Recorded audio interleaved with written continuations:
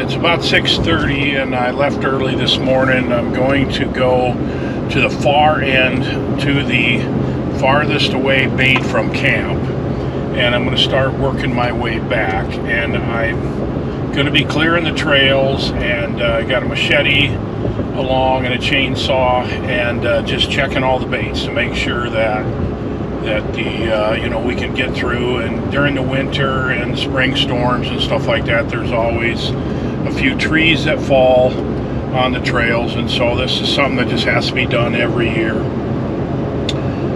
The reason I left early this morning is because it's very humid and it's supposed to get hot this afternoon, and a chance of thunderstorms each of the next 3 days.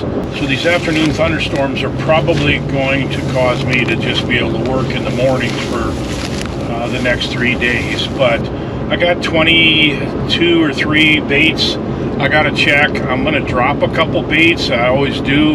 You know, some baits you think they're gonna be pretty good and they just don't turn out to be that good. And I usually give them 2 years, and if they aren't really good and have multiple bears on them in the daylight, then I'll just drop them and keep adding new ones. And you know, after 6 years of doing this, most of the baits that I have, almost all of them really, are just really good baits. And that's what we're always hoping for. Of course, if you're going to be putting expensive bait out, then you want to make sure you're putting it in a spot where somebody's going to be able to shoot a nice bear. So we got about a 40-minute drive here to the farthest bait away from camp, and we're going to start there, start working our way back, and we'll see how this goes over the next few days. Thanks for joining me.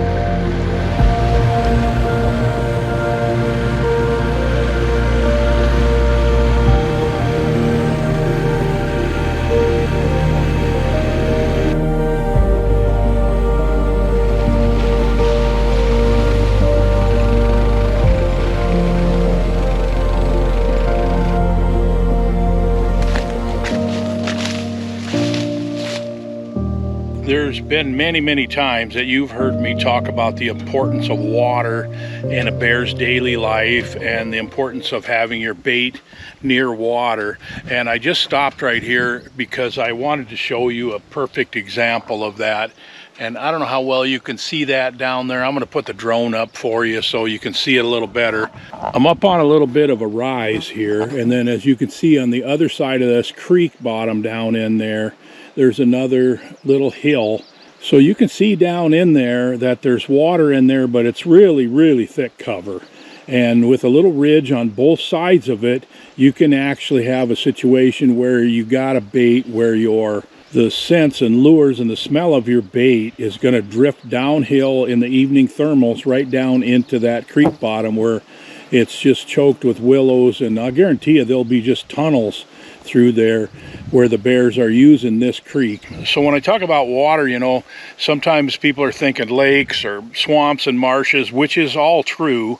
Water's water for the most part, but water with this kind of cover, these meandering creeks where they go through thick cover and all these willows and stuff like this, man, this is absolutely primo. This is the kind of thing the bears just love. So if you got something similar to this where you hunt, boy, you got to take advantage of it.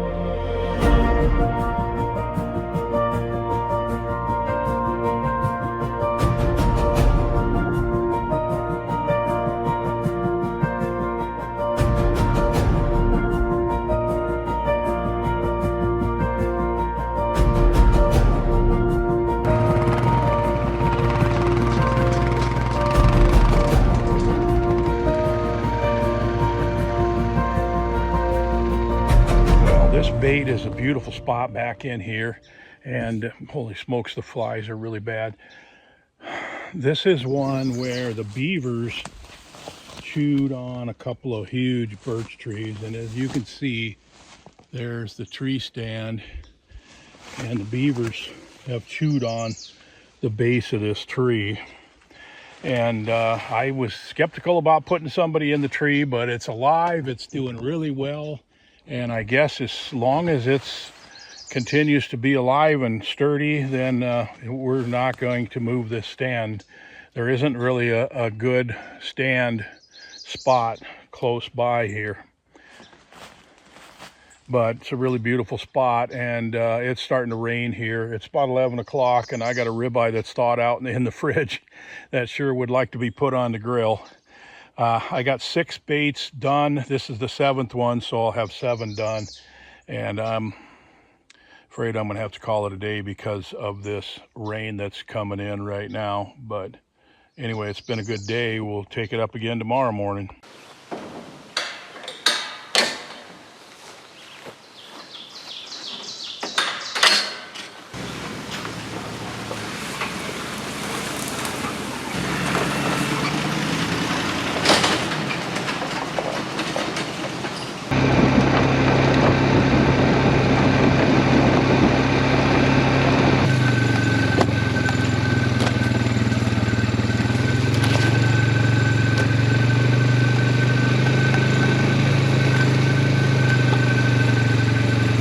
Tell you something that's really weird. I haven't baited this site for 5 years. I waited for it to grow up, and as you can see, it has completely grown up. This was a cutover 5 years ago, and this bait wasn't very good. It looked really good on paper, but it didn't get very many bears. So I haven't been in here for 5 years, but I drove right to it, exactly right to the tree. And you know, I can literally walk into the kitchen and can't remember what I went there for, but I can drive right to a tree that I haven't been to for 5 years, and it looks completely different, and yet I knew exactly where it is. Maybe some of you who are getting older can relate to that.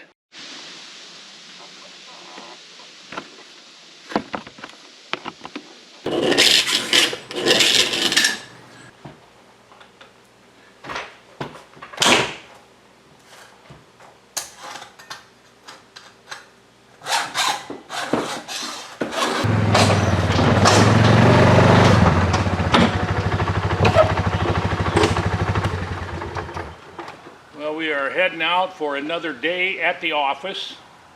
You know, the one with the wood ticks and the deer flies. Yeah, the bugs are really bad. Mosquitoes aren't bad at all, but we've got quite a bit of rain here the last couple weeks, so they're probably going to get worse.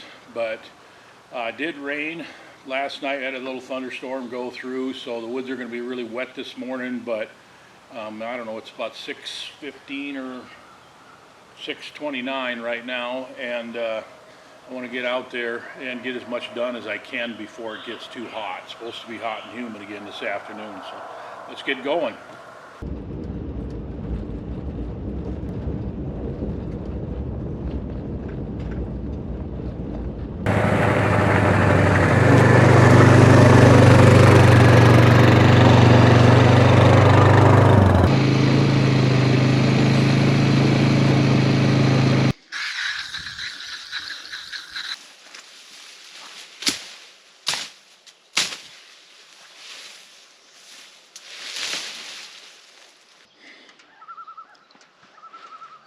I don't know if you can hear that, but there's loons calling on a nearby lake over here, and I just thought I should stop and take a minute. You know, I'm working like crazy, got so much to do. I got all these baits I gotta check, and sometimes a guy just has to stop and think, man, this is, what a life I live. There I'm seeing lots of wildlife, and just a beautiful morning, just being in the woods, getting soaked from all the brush, but it's okay, it's warm enough. And the sights and the sounds and the smells of just being in the woods every day is something I just can't get enough of. And I wish I could share that with you, the smells and sounds and stuff like that. I mean, I share some of the sights. But anyway, I thought I would share that with you. I just stopped here for a minute, just loaded up the four-wheeler, and I just had to stop and enjoy this moment of sunshine and listen to the loons and just really be grateful for this life that I have and how awesome it is. And for you guys who share it with me, I really appreciate that you're a part of this. All right, on to the next bait.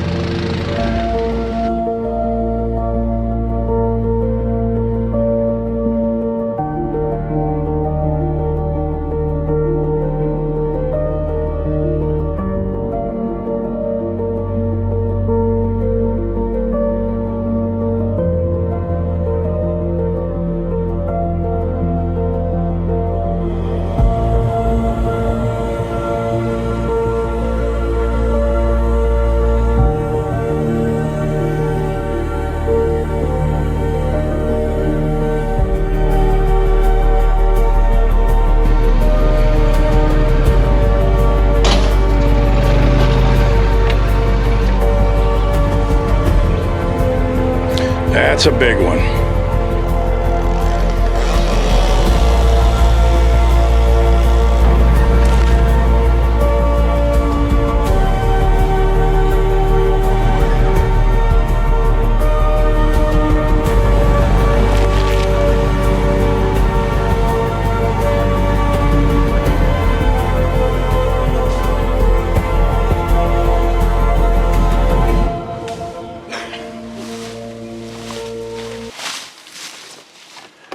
Well, I think I've got 17 baits done now. So there are some pretty big logs to cut. There was quite a bit of cutting. I mean, I could show you a lot more than I do, but I mean, how many times you want to watch me swing a machete and cut something with a chainsaw, I guess. So I think we'll put an end to this here shortly, but I wanted to bring you up to speed. I know there's people right now thinking, okay, what about the berry crop and things like that? So I should tell you what I've been seeing. So I am seeing quite a few choke cherries. They seem like they're running late this year. They're still really small and green. I've seen a few that are a little bigger and starting to turn red, but mostly overall I'd say they're kind of running late. I would also say the raspberries, I'm seeing a few blossoms and a few berries start, but I mean, tomorrow's the 4th of July. So I would say they're running kind of late too. I'm not really seeing hazelnuts. You know, I haven't been looking at oak trees. I've heard a couple of people tell me that there's a lot of blueberries. I haven't really been to the blueberry spots where there typically is blueberry plants. I've got some spots where I could go check, but I just haven't done it yet. So overall, I'd say it's really mixed. I'm not really sure what to say as far as what the natural foods are going to be like this year. Man, I've covered a lot of ground in the last 3 days. I didn't video all of the baits, of course. It just takes so much longer to set up cameras and run the drone and stuff like that and get good video for you guys. So the last, I don't know, 8 to 10 baits that I got to do here, I'll probably just not video them. But I thought you would be interested in seeing what this looks like. It's about noon here now, and it's really starting to get hot and humid. There's a chance of thunderstorms this afternoon. So another thing I've seen is I've seen a lot of wolf tracks. More than normal, I would say. So I'm going to go back to camp and get out of these soaking wet clothes. I'm just absolutely soaked. Some of it is sweat, some of it is not. But I need to get a shower and get into air conditioning and just kind of relax this afternoon. It's supposed to really be hot and humid this afternoon, and I can already feel it. It's about noon and I can feel it already. So I'm going to be doing another video here. I'm opening some new baits this year. I like to add some every year, and I'm dropping a couple this year. I kind of wanted to walk you through the process of the new baits that I'm opening and how I found them and what I like about them, and then we'll just kind of follow them through the season and see how they do. A lot of times these baits are not that good the first year. You know, they get some bears on them, but you got to give them 2 or 3 years. Sometimes I give them a little longer, but that's probably just more because I'm stubborn than anything, and I just have confidence in my ability to pick good locations, and I have a hard time giving them up when I'm wrong, I guess. But I am wrong sometimes. So thank you so much for watching these videos. I really appreciate that you're a part of this, and we'll see you on the next one.